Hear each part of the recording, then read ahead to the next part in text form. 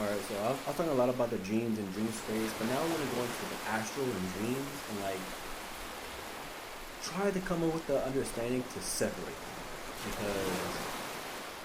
Because in my understanding, I always try to one research original texts if I can find them, research spiritual texts that's talking about the astral realm. Then I try to listen to the people's consciousness to see what people are saying about astral traveling and stuff like that. And it's always good to like cross reference with multiple things and then use those cross references with your own beliefs and see what lines up and see what doesn't line up, right? And I should make a video about that. I mean, a recording about that too. But so from the mass consciousness that I understand, that I've seen, like people say they use astral traveling and dream lucidity kind of interchangeably. Like some people separate it, but no one really gives a definition of like what is actually happening when you astral travel versus a lucid dream. And I kind of want to make a distinction, like a very a distinction based on experience, not off books or what I've heard. Like this is like what I've experienced, right? So dreams to me are like first person experiences, third person experiences, or dual consciousness where you're experiencing in the first and third person, right? That's a dream. And dreams could be lucid, and dreams could also be hazy, and dreams could also be as if you're watching a recording, whether it's in third person, first person, or both. Like it doesn't matter. So dreams are just an experience within your consciousness that you're having, right? Now, astral traveling is not like that. Astral traveling is literally your consciousness, your mental body, your emotional body detaching itself from the physical body, right? It's detaching itself from the physical body. And it's detaching itself from the physical body in the third dimensional realm, right? So it's in the third dimension, it's in the realm of the third dimension with all the mental and emotional capacities, right? But you're in the third dimension. So like when you have a dream, right? And your dreams sometimes you're in crazy places that like maybe you never seen or you never experienced, or maybe you're even in space, in a spaceship or something, right? You're and you don't really necessarily know where you are, but you're not on Earth. Does that make sense? In the astral, you tap into the space in between the third and fourth dimension. So let me like define the fourth dimension. So the fourth dimension is the space of the mind, right? So when you're thinking, you're using fourth dimensional frequencies in the third dimension when you're thinking. But imagine your physical body in your thought. Imagine you walking in your mind. Imagine you being in a dream, right? And you could feel your body in your dream. Like you could feel your mental body within your dream. Like that's the fourth dimension. Like that's what I'm talking about. In astral traveling, your mind, your conscience, your mind, and your emotional body separate from your physical body, but you're still in the third dimension, right? So you could look at your body, right? You could look at your body. You're in between that space of the third dimension and fourth dimension. Like you're in between that space. You're in between that time dilation. Like you're still on Earth, right? You're on Earth. You're physically on Earth, but things have more of a mental force to them. So, for instance, you're going to sleep and then you wake up and you're laying in bed, right? But then you realize you're sleeping, but like you're looking at the ceiling, but then you can't move, and then you start to panic because it's like I'm supposed to be sleeping, but I'm looking at the ceiling, and you try to look around, and then you start getting scared, and then you start seeing shadows and stuff, and you start freaking out, and then you start choking, and then you feel like you're paralyzed. It's because you're astral traveling, but you didn't leave your body. Like sleep paralysis is the first stages to astral projection before you leave your body, but you can't leave your body because your mind can't accept what's happening. Like your your mind can't accept it yet, and your higher self teaches you how to do these things, and there are other beings on higher planes that assist you with these things the more and more you go through life. But from my experience, they're not very straightforward because they'll teach you how to do it, but it won't be in the way of like this is what you do, because it's not that simple, because you have to organize your mind, you have to organize your emotions, you have to tame your fear to a certain point in order to astral travel, because it's a very scary thing to do.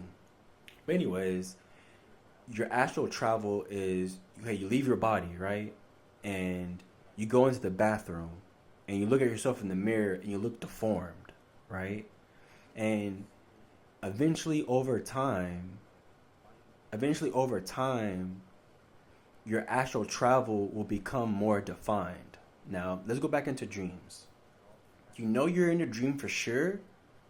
You're in a dream, and you're in the lower consciousness of the fourth dimension. You're in a dream state when you can't read anything.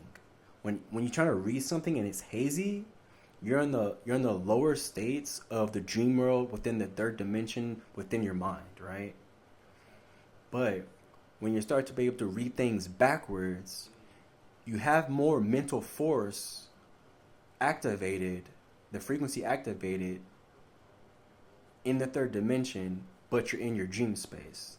Now, when you're able to read things, you're no longer in a dream state anymore. You're in an astral state because it's clear now. So you're in an astral state, right? But you're not in your room anymore. You're in another place. But everything is clear and vivid like you're in a dream. But when you read things, it's clear. It's clarity. And you can actually read what you're saying and retain the readings of what you're saying. That's an astral lucid state. And okay, so let's go back a little bit.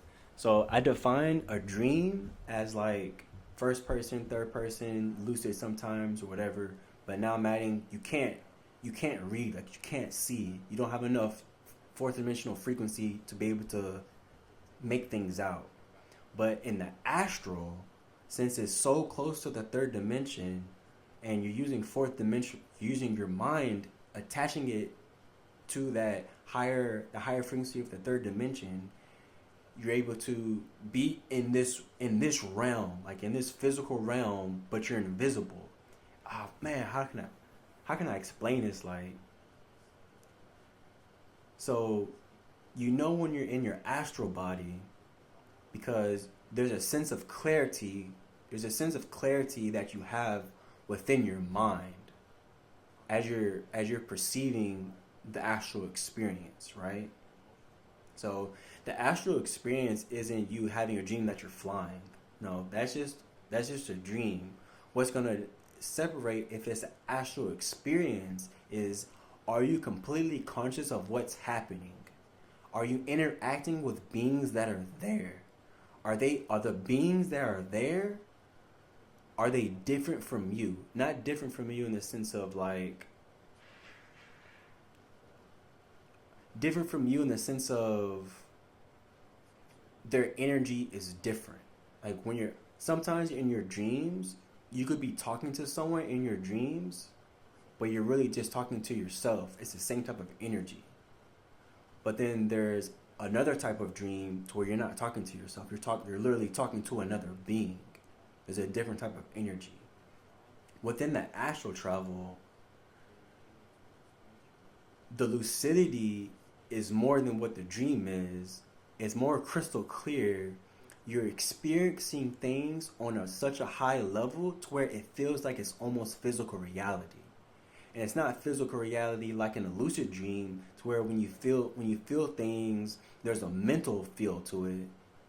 In the astral travel, you feel things and you feel a physical mental touch. It's like you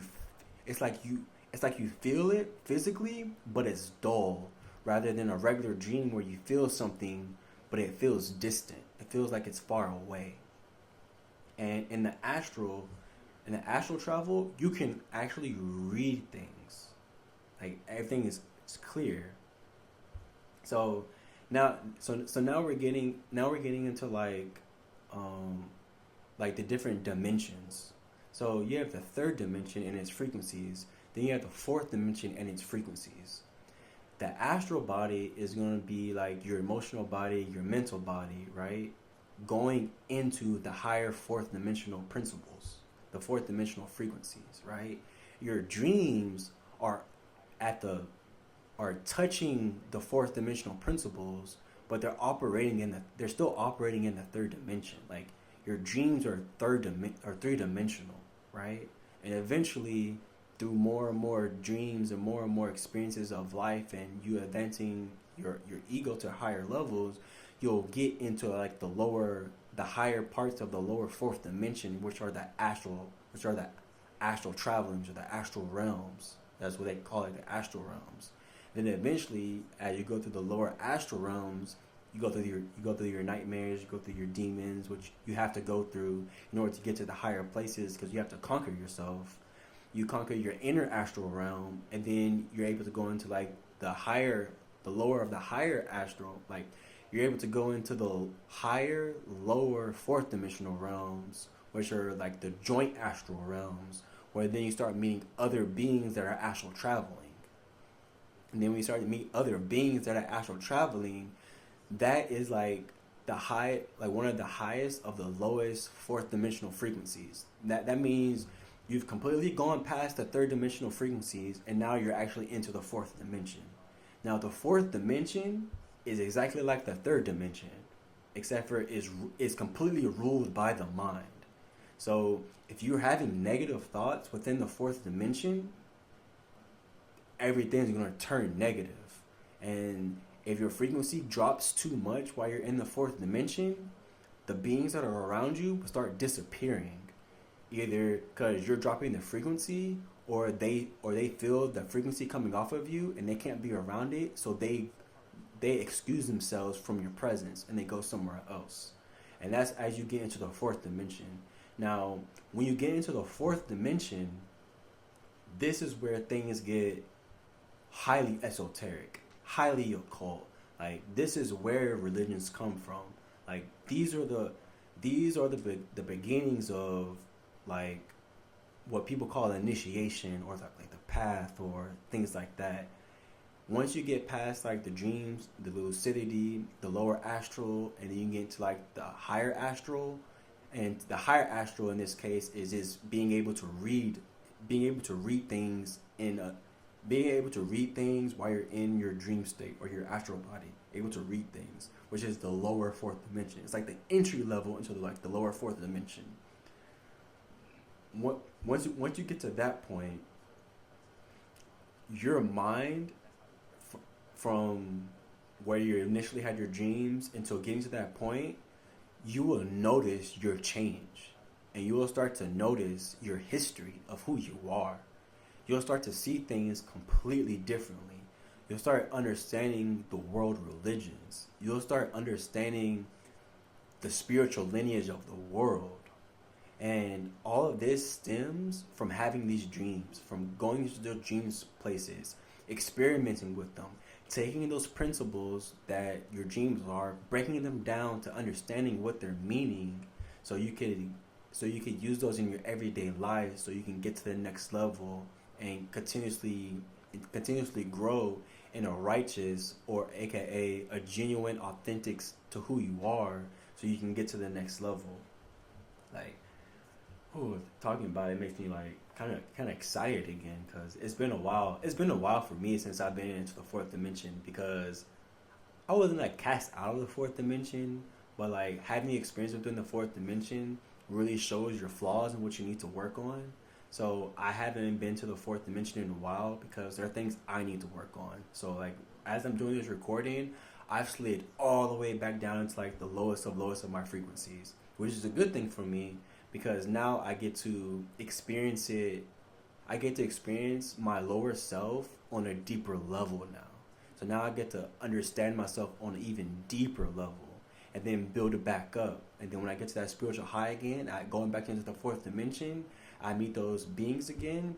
Then I'll be able to understand things on a different level until I descend back down to my lower self, into the higher third dimensional frequencies, and then I hit my lower self again. Then I build myself back up, and like that's the process. Like that's life.